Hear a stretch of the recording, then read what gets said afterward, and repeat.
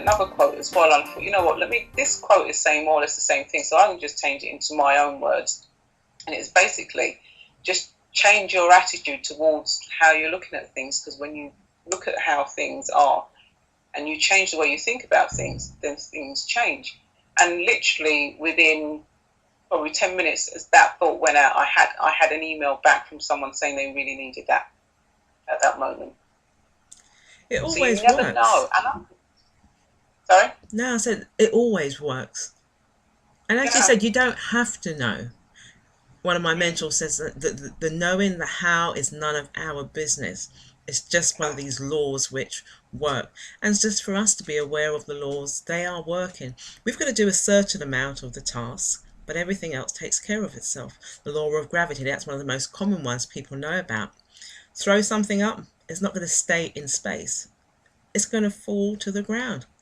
So if you understand the principles of how these laws work, when something happens in your life which you think, oh, that was a coincidence, oh, I didn't expect that, well, you're not understanding how laws work. This week I spoke to someone about the law of reciprocity, and we were talking about, and this is something I'm sure you can relate to, Margo, because of the nature of what we're doing. We're delivering a part of who we are. We're sharing parts of us so that others, not only will they see parts of themselves, but they'll discover their true purpose. And what we do when we're doing this is we're continuously giving. And we're not giving because someone's told us, you better give that person or else. No, it's coming from within us, and we're driven.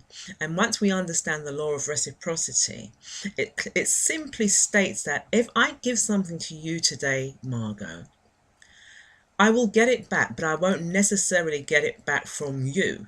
And I may not necessarily get back what I've given to you. I may even get more.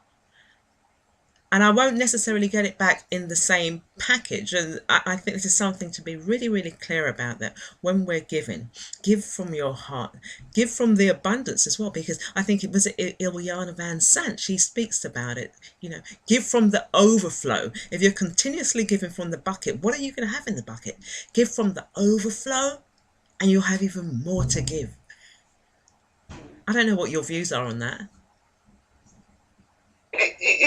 That I would say is very true, because if you're giving from lack, you're only ever going to be. It's really weird. The words scrimping and saving come to mind, because if that's what you're doing all the time, then you can never have more.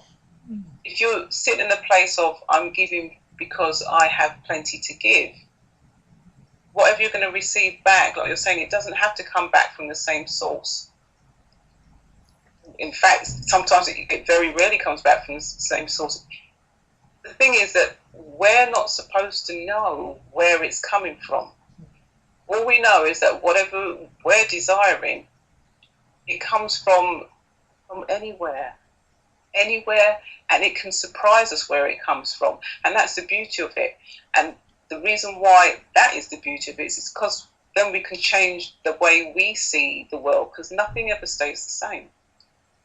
So yeah, giving from a place of having plenty, and you will receive much more. And that's where you hear the saying, you give and then you receive tenfold, because you're giving from a place of having plenty, a place of overflowing.